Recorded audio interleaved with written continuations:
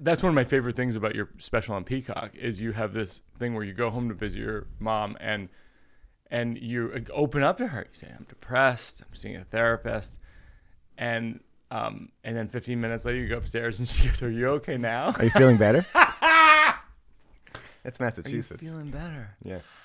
And so my question is, are you feeling better? No. No.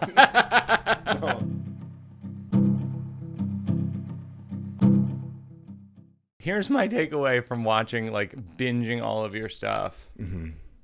You should be way more popular. Thank you. I'm screaming laughing watching your comedy. And thank you. You know, are you just going, do you ever bang your head against the wall and go, how come I'm not more popular? This is madness? No, I really like the very, very slow climb.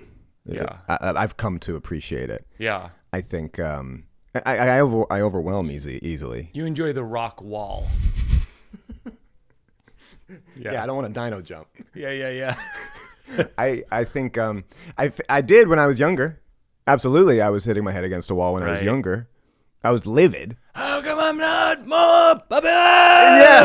Yeah. But now I'm like, it's kind of, tortoise in the hare situation. That's interesting. So when you were younger, what was the worst manifestation of that? Like, do you remember like embarrassing conversations that you had? It was just mostly cynicism of seeing people getting on late night and just being just absolutely furious. Wow. Yeah. You know how comics do. You're like, right. Them? Right. And we're both from Boston, which is kind of a famously bitter comedy town. Famously petty, where we have the strangest rules. Very strange. It is harder, but performing in Boston is more stressful. I was just telling you, performing for family in Boston is more stressful than any TV gig or any industry opportunity because they hold you to the highest standard. And also the strangest standard. I think this opens out to a lot of creatives listen to this show. And my advice would be don't perform in front of your family. You know what I mean? Like, I'm just like, I think comedy's a little bit like being a stripper or a dancer, however you phrase it. Completely. Which is you're revealing yourself to a group of people. Yeah. And then it's like, well, you don't want to strip for your family. It's just not really where it's at. You know what I mean? That's really good. Yeah. This morning, my mom, she asked me, she was at the show last night. She said, Chris, they know how to, she goes, Chris, why didn't they stand up at the end? No. Yeah. No. Like, why not just sucker punch? I would rather just do this and just have you. She basically said, why are they laughing? Gyllenhaal me. Why were they laughing? It's so I mean they're so supportive, but it's so it's like I've seen pictures of you with people standing at the end. Why weren't it's like that's one of my favorite things about your special on Peacock is you have this thing where you go home to visit your mom and you open up to her. You say, I'm depressed. I'm seeing a therapist. And then 15 minutes later, you go upstairs and she goes, are you okay now? Are you feeling better? It's Massachusetts. Are you feeling better? Yeah. And so my question is, are you feeling better? No. Boston, I'm telling you, performing in Massachusetts, they're lovely. They love, as I'm sure you feel the same way, they love you the hardest, but they don't know how to love you. They just yell places. It's like I feel like I'm waking up from a coma, and like that's how the audience treats me. They just like yell my high school, they yell my college, they yell just like things that I've done in the past. Oh, right. Yes. Do you get they that? just yell the reference. Yeah, for me, it's Shrewsbury, Georgetown, Yeah, it's like St. John's, whatever the thing like we're is. sundowning or something, and we need to be reminded of where we come from. Right. No, it's so odd. So you say the thing about depression with your mom, and it's like Anxiety more. Yeah. Anxiety. Yeah. I thought that was such an interesting thing to break open because it's like, it is so hard to convey when you're experiencing a thing that is not really going away. And that's the problem with Massachusetts and family stuff. It's they're very product oriented. Right.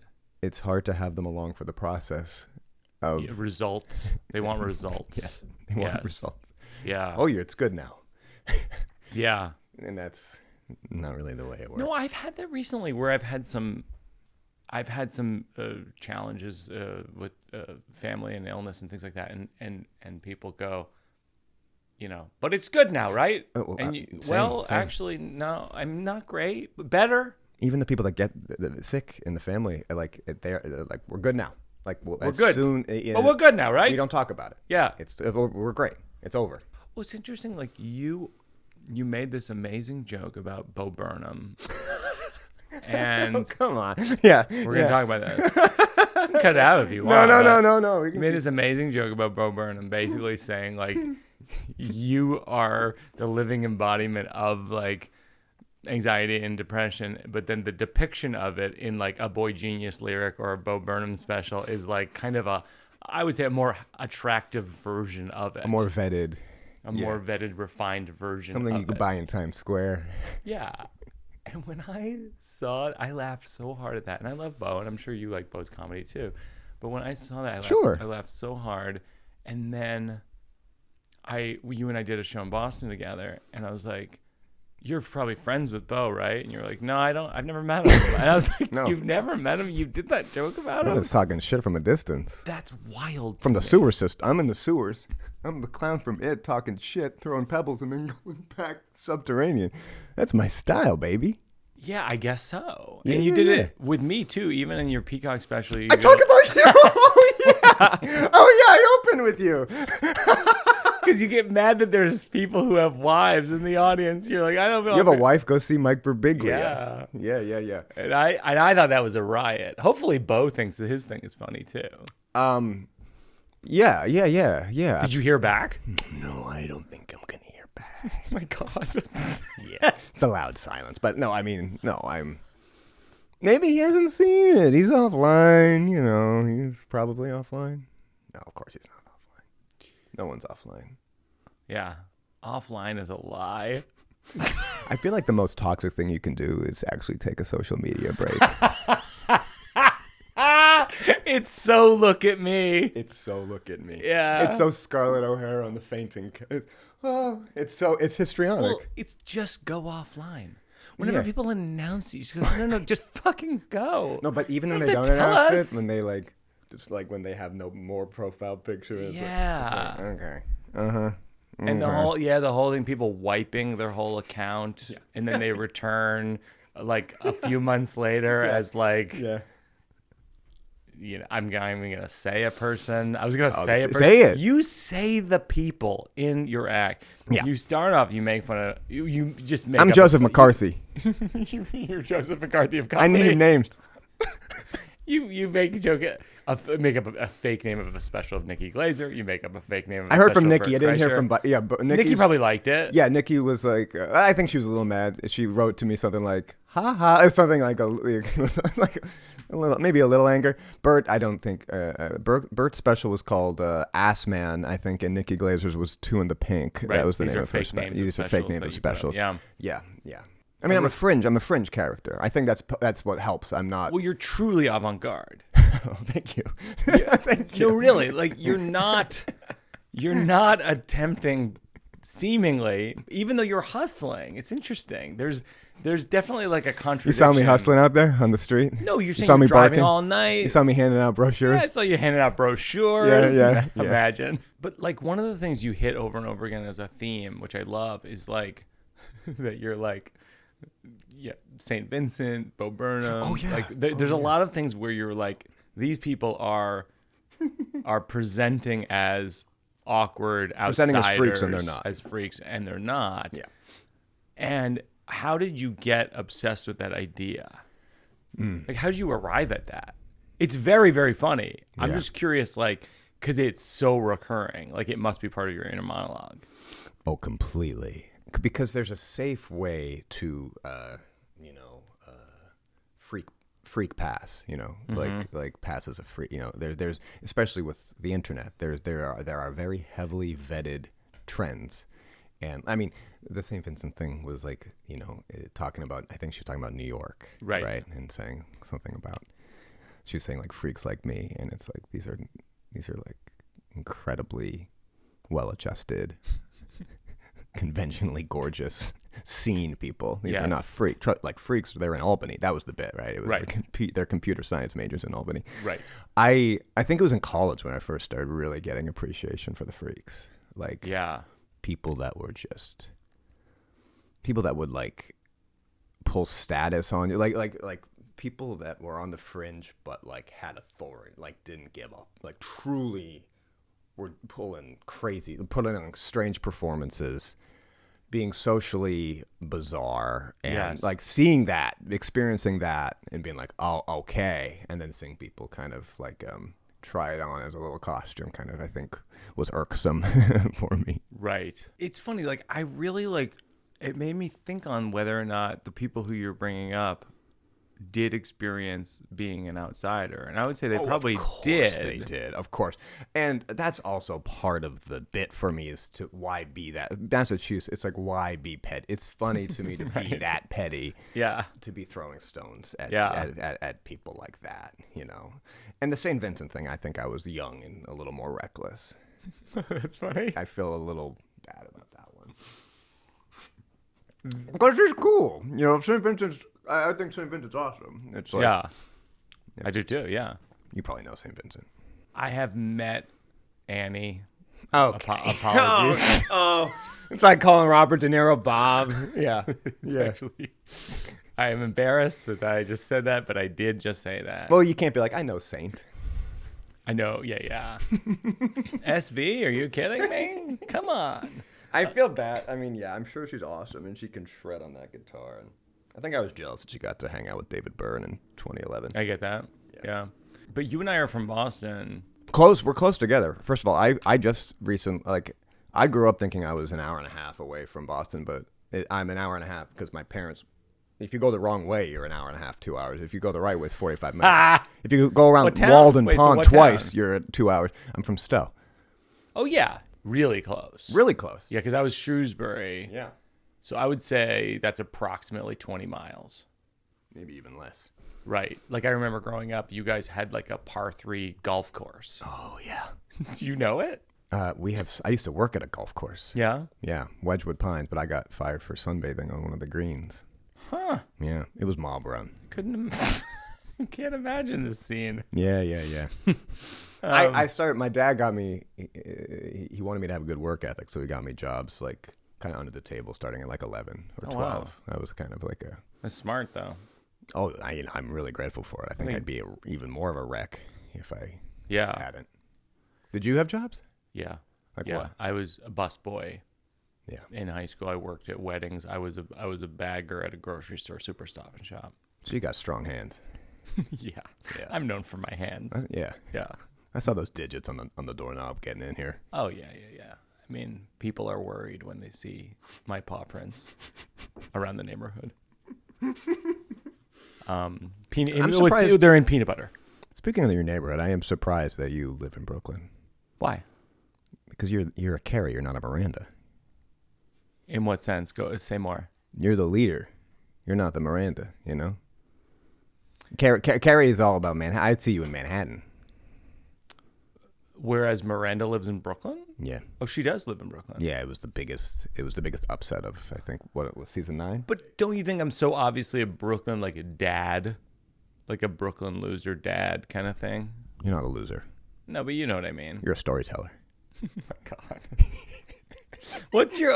You're burning all these people. Like, what's your biggest burn for me that you wouldn't even say in one of the specials? What would be the meanest thing you'd say? I think what I would do is I would film myself talking and then slow it down.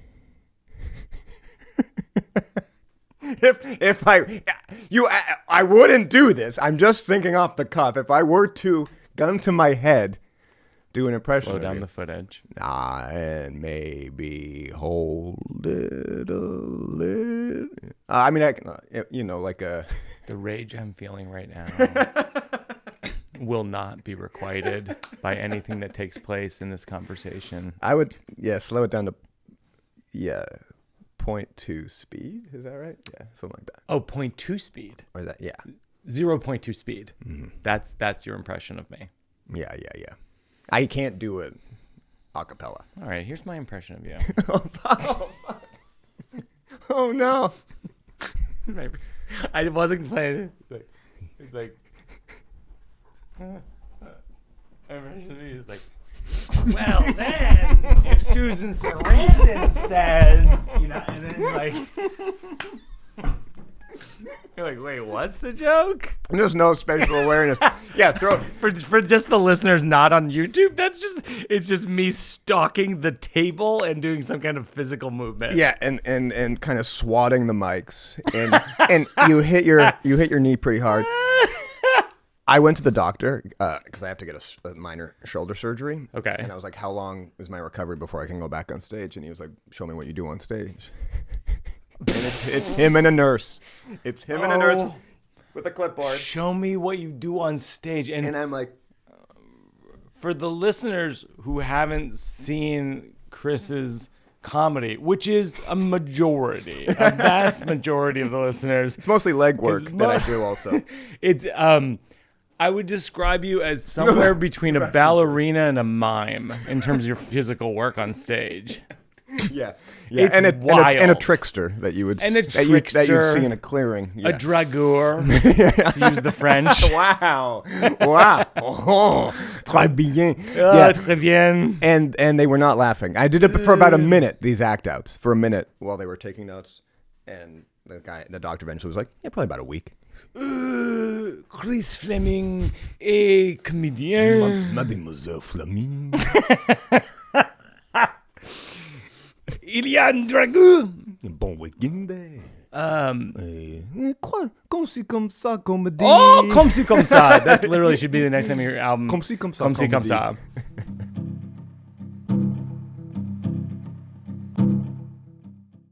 So we just met. It's like we're friends already. Oh, yeah, no, I feel deeply connected to you. It's weird. Mm-hmm. And I think it's because we grew up in the same place, probably 10, 15 years apart. Yeah, we have the same DNA, like the stress in our DNA. You know how certain things manifest because of the environments? The puritanical thing, I think we're both sensitive. Well, even you called your special hell. It's like I grew up on people talking about hell all the time. Fear of God is the most defining characteristic of Massachusetts. We both had Catholic upbringings, and like, what's amazing about hell, I think, and you called your special this hell. Yeah, yeah. Can you talk about why you called it that? Mm-hmm. I mean, it's a bit. Obviously, there is a single bit that acknowledges hell. Yeah. I thought it would be funny to have kind of a horror element to a stand-up special, and that's how we got it started. But do you think it's based on like loosely based on childhood? Because like when I was a kid, like hell was like a real thing. Oh, I think people all were the time. afraid of. No, of course. I never stopped thinking and obsessively speaking with God all the time. That sounds like I'm conversing with God. I mean, obsessive. OCD kind of like prayers to keep everything okay with my family and stuff. I do that all the time. Did you pray? All the time. Is it to a Christian God or a religious God? I was raised Catholic. Yeah. It's to God. You picture white Jesus? I don't. Tell me the truth. Do you picture white Jesus? I don't picture white Jesus. No. Say it into the microphone and write it on this sheet of paper. Do you want me to draw what I think? I don't picture white Jesus. Yeah. Are you a man of faith? Are you a? No. I'm not going the Pete Holmes route. Just so we know, I'm not an evangelist. I'm just. He's not an evangelist per se. I have to carry some water for Pete here. Oh, I love Pete. No, I'm not. I'm just saying I'm not like. It's a fear of things falling apart more than anything. Right. I have. Good for you for praying though. I think. I think it's OCD. Really? Which I think the church raises you to be. Say 12 Hail Marys and I've recently had this thing where I'm like, everything is so atheistic right now. Yeah. That it's a little bit punk rock to be religious. Yeah. Like I'm always interested. Like Alex Edelman's very Jewish, Rami's very Muslim. Like, and they engage on it. They talk about it on stage, and I'm like interested by it. am not eloquent enough. I'm telling you, it is pure As opposed to anxiety. Carlin, who's like, there is no God, and we all know it. A little man in the sky. And you're like, all right. Or Ricky Gervais, like Yeah. pissing into the Eucharist for his like. Oh my gosh, for the did he do that? No, but it's like Yes. something that would be a Symbolically. still image. Yeah. Symbolically. Yeah.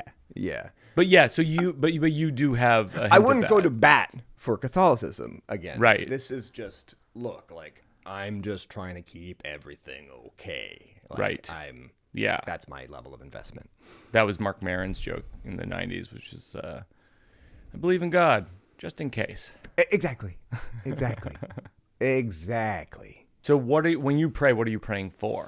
I can't say that because of that's part of the OCD is that I feel like if I ever say it out loud to someone else, it will fall apart. It has to be like but it's the gist is to keep loved ones okay. And this especially started when there was sickness in the family. Yeah. And like I just started doing You just told me. Oh no. Is that a locust? Yeah, that's a locust and an asp. Oh no! Well, the asp was there before, but the locust. This place is decorated with asps. I could see you in like 15 years getting a snake. I could see you getting a couple tattoos. Get of a snake. I could see myself getting a snake. Let's break down your style. What is this? Okay. And I love it. But what is it and why? This, you mean like my pieces I'm wearing today? Sure. Knee brace from going too hard on stage Nice. in New York. Fell to my knees, went too hard. Two Right. ballerinas in the crowd go, oh, you fucked up. Oh, wow. So I've been wearing a brace. These are Free People women's pants. This is Okay. from Tombolo. Okay. It's like it's like a towel kind of thing. Oh, I like it. Yeah. So you don't have to fully dry off out of the That's nice. shower. And then women's wrestling shoes, baby. Oh, that's what those are. Yeah. And this is not a joke for the listeners. He's holding them up on the YouTube. Of course it's not a joke, Mike. No, I know, but like people might be like, women's wrestling shoes, it's a bit like Why would they ever think that? why women's wrestling shoes and not men's wrestling shoes? Well, men's style is very barbaric, brutalist, mostly grays and whites. Oh, okay. I understood. And so I've always been more drawn to the women's wardrobe. Right, you like the colors. Yeah. It has like a kind of a turquoise and an orange, I think. Sure. Yeah. I mean, I'm red-green colorblind, so I couldn't quite tell you. But I am drawn to it. How did you arrive at your style? Slowly. In Massachusetts, it was rough. Started wearing, piece by piece, and the community was not thrilled about it. And, got a lot of blowback. And eventually in L.A., people stopped, in L.A. Right. I mean, you could be wearing a hula hoop around town. You Fly could, open, microwave on the head. You could wear a protractor You on your penis and no other clothing, and people would be like, "I get it." People be like, "Excuse me, can I get by?" Can I get by? Yeah, they don't care. They don't even. It doesn't even register. Someone might steal your protractor. Well, because they're math whizzes. They're hooked on math out tons there. of math Yeah. math heads. Math heads. Yeah, there's a lot of math heads. It's true. It's true. It's not a play on words. The actual math heads. Math heads. Yeah. But your style. So So when you're in high school, like what are you wearing? Not currently, but like yeah. When you were in high school fresh and you out. started wearing things that were dipping your toe in your fashion that is now, what were the items? It started with women's jeans. It started with that. Okay. And then like flares, and then I would slowly, even through college, it would be like slowly more flamboyant stuff because it started being like I would dress on stage more flamboyantly. Okay. Because I was thinking everyone was wearing hoodies and plaid shirts, Right. And I was like looking more to kind of what's happening in the UK, and they were kind of like Noel Fielding, all that. They were more glam, and I was really into like Mick Jagger, and then getting really into like the kind of that scene, and I was like, what if I tried to kind of do that, but in like a botched way, and that could be kind of funny. Do you prefer wearing women's clothing to men's clothing? I like wearing. I was even much skinnier growing up, and so men's clothing I would look like I was wearing like my dad. I would feel powerless in these boxy shirts, and I think it was a way to set myself apart and to feel kind of like a little pep in my step. Like, Yeah, I get it felt that. dangerous in Massachusetts. It truly, it felt crazy, and I liked that. It made me feel kind of like, Yeah. like because one-on-one guys would get drunk and be like, man, I wish I could wear that stuff you wear, Oh yeah, it was great. That's so interesting. Yeah, I loved it. I wish I could wear that stuff you wear. Oh yeah, that's the thesis so telling. of a lot of Massachusetts men. Oh yeah, Right. There's a lot of latency. a lot of queens. Yeah. There's a lot of repression. Oh yeah. It's a very repressed state. Oh, it's of course, yeah. So did you? If they could if they could go back in time and do anything, it would be to stop Elvis from shaking his hips. And from the Beatles singing lascivious songs. Yeah. So you had a lot of people basically in Massachusetts growing up being like, I wish I could wear that. Yeah. Like I was weirdly supported my whole life very much by my town and everything. That is fascinating. Yeah. I don't think I would be the same way that I am. I wouldn't have the confidence that I have if I wasn't. Like my town was always rooting for me. I think in one of the specials you refer to yourself as asexual. No. I make a joke about the Nissan Cube being asexual. being the one asexual. I give off that made vibe. you No, the Nissan Cube. Clearly something's going on. Yeah. Yeah. I see what you're picking up on. What do you describe your sexual preference as? I don't. You don't? I don't. Do people ask?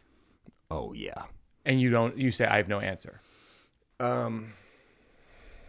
Yeah, I just avoid. I avoid labels of any kind. Right. Publicly. Yeah. That's interesting. Yeah. I mean, I could draw you what I'm into after the show. I could do some sketches. Here we go. Do you have any charcoal? We have. It's kind of. How much time do you have? Well, I think we have 4 or 5 hours. Okay. Do you mind if I squeeze this while I do it? Because it's gonna get stressful. But it's interesting because you're avoiding labels in a moment in time where people are grasping for labels and engaging their labels a lot. Yeah. So that's sort of a punk rock thing of sorts. Oh, I appreciate that. I think It's counterculture in a certain way. I think it's for me. It seems personally minimizing, and I think life is a lot more exciting if I even have a hard time being like I have anxiety. I do have anxiety, but I have a hard time almost identifying as anything because I feel like it can be kind of like checked that off, Yes. Don't have to. Right. It flattens it in a certain way too. Yeah. By just putting a label on it. Exactly. As opposed to how you actually feel, which is very complex. And changes all the time and has so much to do with different chemistries. Yes. Like what am I in a vacuum? I don't know. If I'm in the woods by myself, right. What am I? I couldn't So is anyone ever offended by you resisting that as a question? Have you encountered that? Not really. I'm trying to think. No. I mean, my audience is I think that your audience knows more about you sometimes than you know about yourself. Like, agreed. They gave me a fidget cube last night. I get it. And I'm like, say no more. Okay. Right. And sure enough, I was using that thing in that green room.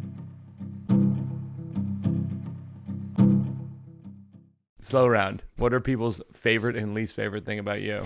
Oh, my flightiness is their least favorite. I'm a real flight risk. Well, that's interesting. Maybe you won't be a part 2. I'm a runner. Yeah. You may never hear from me again. No. Can you imagine? Can you remember a time where you fled, and it drove people nuts? Well, I did as a child. My mom. It was like a monsoon in Massachusetts, and my mom. I was like 6, and she was like, "Okay, we're gonna run to the car. 3 on 2." I took off by myself into the storm. Yeah. Wow. Yeah. Bad instinct. Yeah. That's an interesting thing to talk about on stage. Have you ever talked about that on stage? No. But it's a good story. I find myself in that kind of a situation quite a bit. Running into a more dangerous situation. Don't you need more like natural disasters to occur to have that happen quite a bit? That specifically, yeah. You'd be surprised, Mike, how many stampedes I encounter. Wildebeests. Running of the bulls? Yeah. I go every year, then I run away. Yeah. What do they call it when the earth separates and the crust? Earthquake? Yeah. Which just happened. Yeah, right? it just happened. Did it? We don't want to. We don't want to date actually, this. So you just dodged the question. What's people's favorite thing about They don't you? have a favorite thing about me, Mike. All right, next question. No, my height. I don't know. Favorite thing about My me. height. I don't. Biggest dodge of all time. How tall are you? Well, nurses are always small, so they're always jumping up, and I'm anywhere between 6'1" and 6'3". I've never heard anyone dodge questions like this before. Oh, yeah. You're not even answering how tall are you. I'm Nixon. Oh yeah, no, I'm an enigma. You are the Nixon of comedy. Yeah. This circles back to something that has to do with your comedy, which is like, what are you serious about? You're very silly on stage. You're kind of the epitome of silly. Yeah, I can get real silly up Do you have some strong takes? What am I serious about? Yeah. What's a thing that it's really hard for you to even laugh about? People with cognitive, like I worked with people with cognitive disabilities quite a bit, and so that's one of my real sweet spots of like caring a lot about that community and stuff, and feeling very like one of my best friends has Downs because we worked together. I worked with him that was one of my first jobs in LA, and so when I see stuff like that I fly off the fucking handle, man. Oh wow. Did your life go how you expected it to go to this point?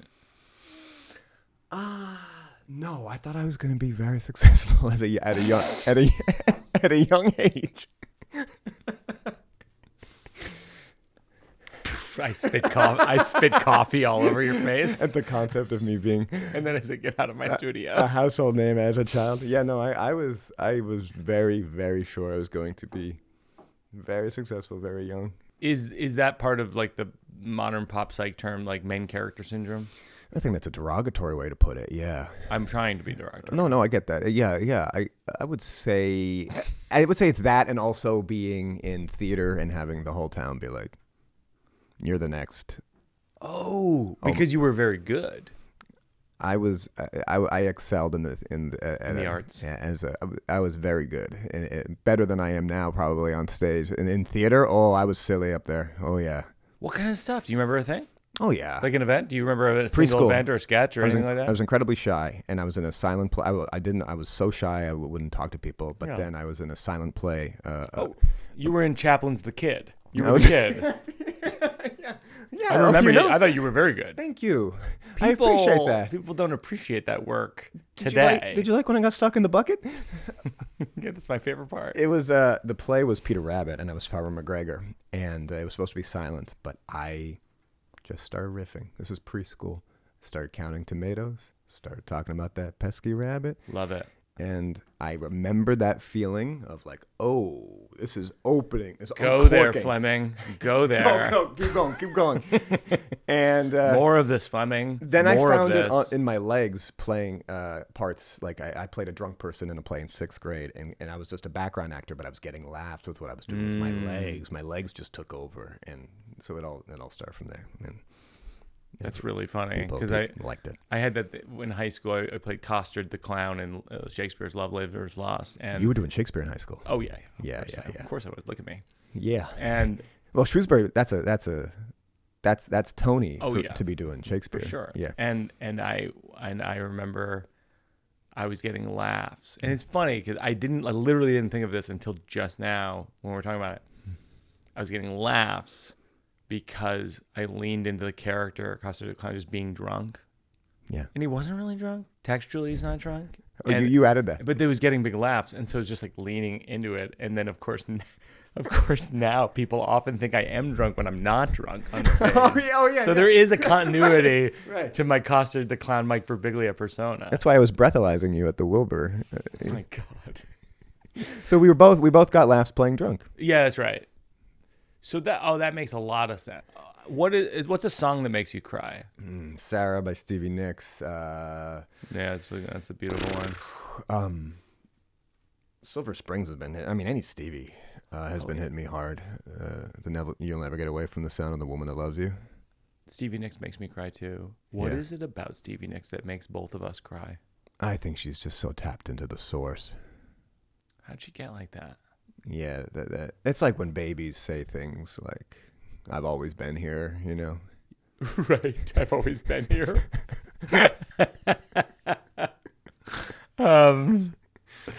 Landslide is definitely the saddest song they're going to play in a Target. That's a joke. Yeah. You are one of these people. We've had a handful of these on before. Joe Firestone's like this. Oh, I just met Joe for the first time the other night. She's great. She's so funny. And it's just like you could bottle a Joe Firestone, bottle a Chris Fleming, any gas station? 5 minutes that you speak. I think you could just trim out the fat of it, and it's 2 minutes of comedy gold. Like you so emanate funny. Thank you. Mulaney's like that. When I first went on tour with Mulaney like 20 years ago, like I was just like, I would always just be like, oh, write that down. Did you write that down? And I how I feel about you. I'm like, just write all this down. Like this is so funny. I'm very bad at taking notes. Is that true? Yeah. So I have no records. I do a notes app, but then where do you? So the joke I said, where you come home and you tell your mom how depressed you are, and then she goes, "Are you okay now?" Did you write that down in the moment? No.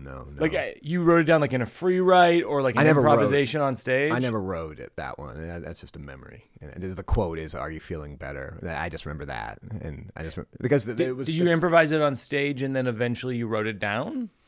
I don't think I ever had. I don't think I have that in writing because I try not to write a lot of the stuff word for word. There are some things I do word for word, of course, but some things it's like that is just that was such a core memory. You're telling me you never wrote down that as a joke in longhand? No.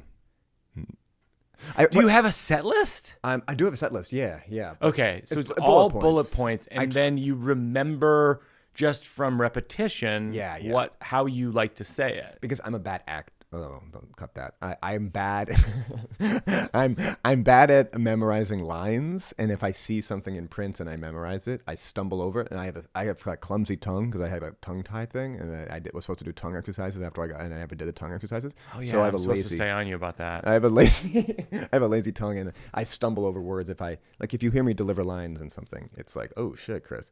Oh yeah, I need to feel like I'm saying it off the cuff. Even if it's fully canned, I need to believe that it's kind of fresh. Wow. That by the way, that's what you have in common with Marin. Marin doesn't write jokes down.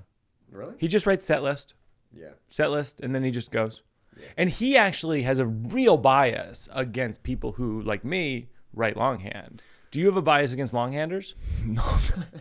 Longhanders. That sounds like a Lord of the Rings type thing. The longhanders from the South. No, it's here's what I will do for some stories. I will type up a story and then I will misremember it, and that's what it becomes. Yeah, I think that's such a great lesson for just writers, comedy writers in general.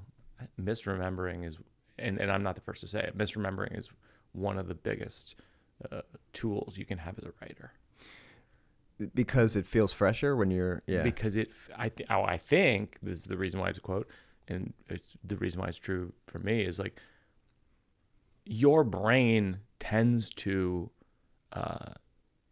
for lack of a better word, create a narrative of the past that is more interesting than what actually happened. Of course. So misremembering is your friend. Yeah, it's like a PR firm that you hire. Well, it's the reason why people are drawn to stories. It's the reason why people are drawn to the Bible. Yeah. Is they read things that are in narrative. Yeah. And they go, oh, right, that's like my life in this way. But meanwhile, it's like, maybe it is, maybe it isn't, but it's the sleight of hand of it. Sometimes I think people do it nowadays. It's like, if you like something, the way that you say that you like it, it's like, oh, that's so me, even though it's so not. It's like, no, you just mean you like that. That's a great observation. Write that down. Put it in the bullet points. I know you don't longhand. These longhanders come right here with their jokes. You want to know what they're writing them longhand. I'm doing bullet points. You know what I do to force myself? I have a big thick it's called a paint marker, and I have big drawing like easel, and that's where I do my set list. I don't believe it. I don't believe this bullshit. What's next? What if I said that to everything you said in the whole interview? I don't buy it. Nah, I don't buy it. Yeah. All right, what's next? What's with these outfits? Is that Apple News that you printed out?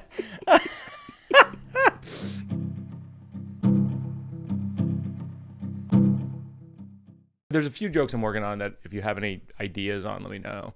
Great. But they're not there yet. They're just like in the notebook. And one of them has to do with, I feel like we're all trying to figure out like kind of like, what does it all mean?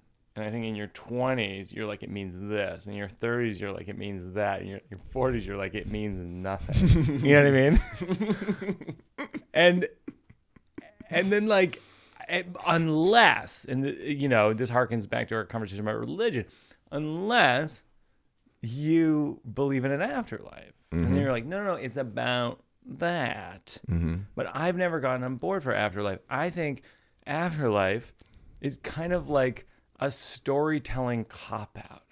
Real quick, let's go back. What if Sure. you go 40s, nothing, and then, laugh, and then in your 50s, succulent, and then you keep going. Succulent? Yeah, you throw some, and then go back to the right, G's. right, a nonsensical one. Yeah, I like that, yeah. Something. Right, and also like maybe it's like 40s, 50s, 60s, 70s, 80s, and then you go into death. 90s and today. 90s and today, yeah.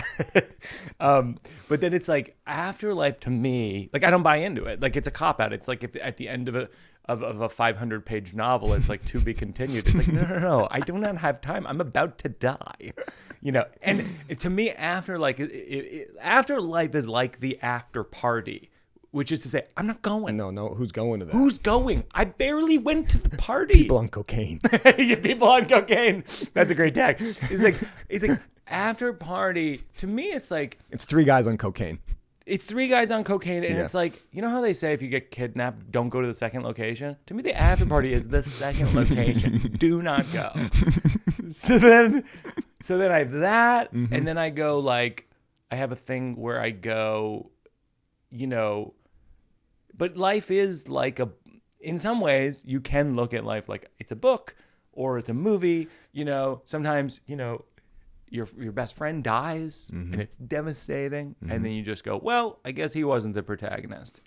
And so that's like this like chunk, probably like a 90-second chunk that I'm literally, I just put on stage this week for the first time. It was like, okay. Yeah. But I'm like curious if you have any thoughts on that and as a general idea and like where that might go. Yeah.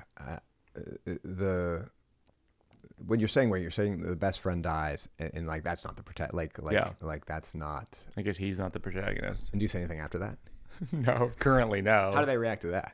That actually does well. I guess he's not the protagonist is actually in some ways the biggest laugh leader in the bunch right now.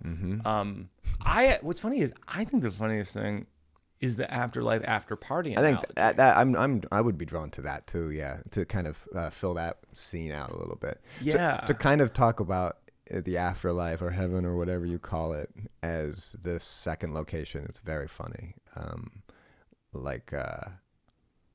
It's for DJs and right. Who would be at the after party? Yeah. Like people hanging out till 6 a.m.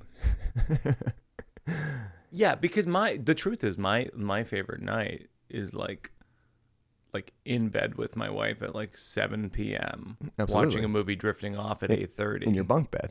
Yes, in my race car bed. Yeah, I think filling out the afterlife like that in a really boring, drab way to describe heaven is. And this is the same thing I think it would be funny about like an alien invasion. Like, what if they were just boring? What if we were just like, oh god, they just want to talk about wedding crashers all the time? Right. Like, what if there's a tedium to this thing that we're all. That was one of my first jokes when I started out 25 years ago. what, you know, they always say heaven's a better place. What if it's not a better place? What if it's a Wendy's in Ohio? What if it's just a similar place? And you show up and you're like, this is heaven? And someone's like, have you tried the Frosty? Yeah. That's terrifying. Yeah. It's funny. I could throw that back in. It never's on a special. That's your line. Wendy's, man. Wendy's in Ohio. Wendy's in Ohio. What if it's a similar place? What if it's a Wendy's in Ohio? When I think of Wendy's, though, you're going to hold a candle? You're going to carry water for Wendy's? Wendy's, to me, something about the pigtails, something about the red hair. There's something a little it's the most farm to table in my twisted mind of that all is, the... You've lost it. You lost your edge. Everything I loved about you is gone. You know why? Because my sister used to eat at Wendy's, and I would eat at McDonald's. And Katie is much classier than me. I think that was the PR that I needed in my eyes. I love the Afterlife after party. Yeah, well, and I just have to figure out how to tie it into. And this is the thing I'm trying to figure out right now. Is like a lot of thematically, my hour right now is about teaching my daughter, because my daughter's 8, and it's like I have to teach. You know, I'm turning 9. It's like I have to teach her about everything, the world and existence, and is there an afterlife, is there a God, is there this, is there that, or at least show some kind of direction. Yeah. And in my, I was raised so Catholic to the point where, like you, it's like I thought God was following me around all the time, being like, what are you up to? Your grandparents are watching you. Oh yeah, it's like, you're hiding porn in the forest. Well, I'm gonna make sure you don't have a girlfriend till you're 20. And it's like, and that prophecy came true.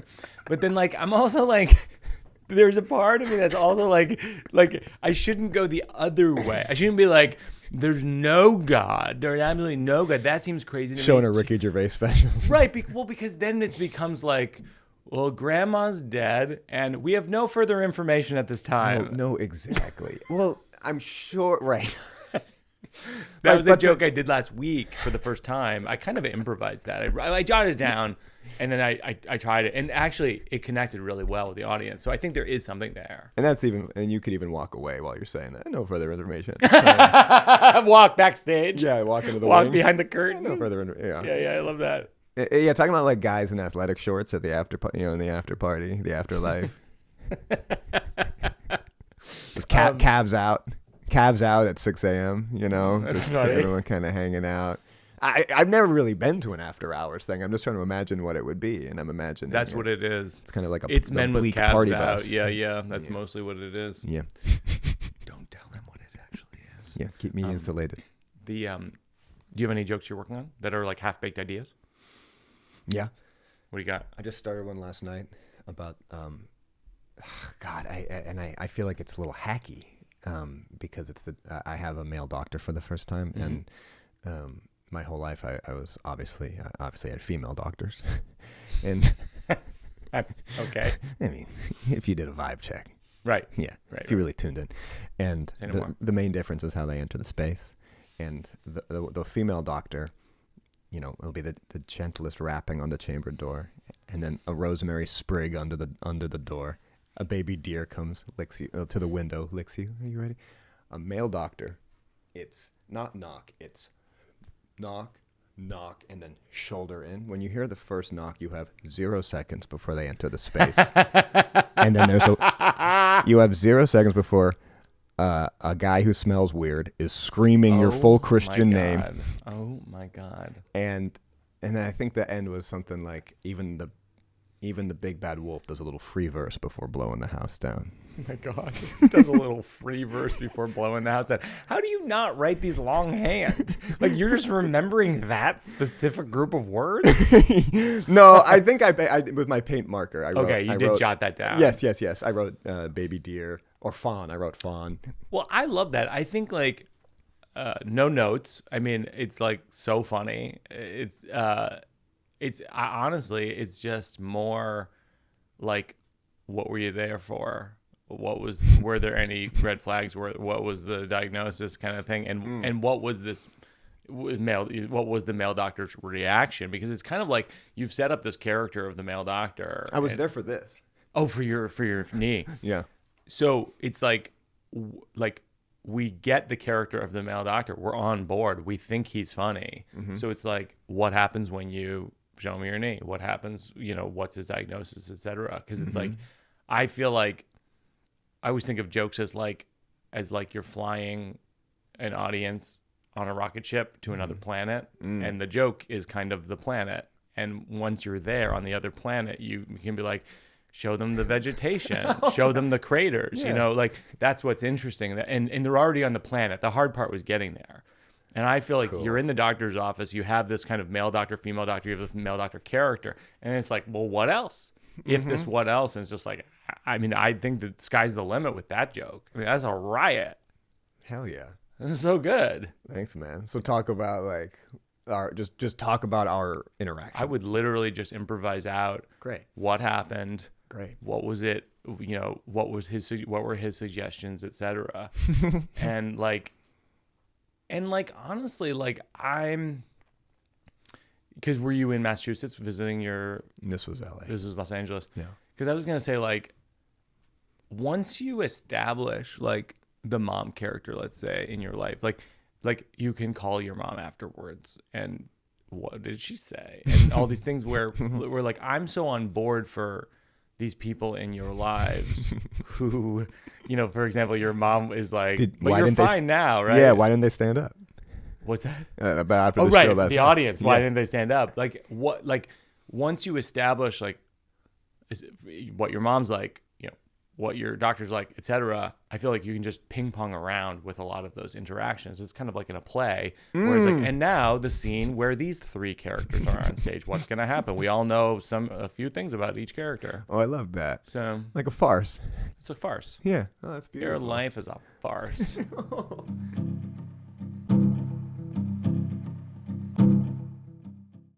Chris, we finished with working at For a Cause. Is there a nonprofit you like to support? Best buddies. It's people, you know, it's in high schools a lot, and like it's kind of like working with people with cognitive impairments, you know, people with Downs, autism, stuff like that. And it's a beautiful organization, and I love it. That's fantastic. Yeah. And so we'll contribute to Best Buddies. We will. I thought you told me that that 1 week you contribute and 1 week you take away from the nonprofits. You what I do funnel money. Well, it's just, I mean, some people call it a scam. We've never been prosecuted. We show up at the nonprofit, whatever their brick and mortar is, and we say, hey, we knock at the door. We go, we're part of a religion. Okay. We're super cool, though.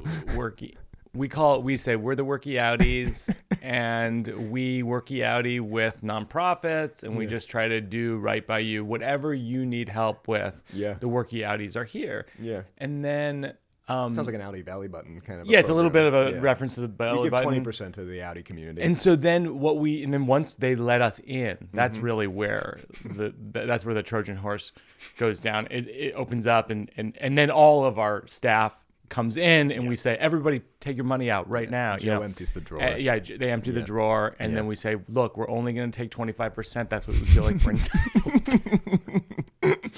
And then we leave. We're going to link to them in the show notes. We're going to encourage people to contribute as well. Chris Fleming, this is a joy. I'm already anticipating episode number 2. You're fantastic. I think people should watch everything you do. Thank you, Mike. You're the best. I really appreciate you. Thank you.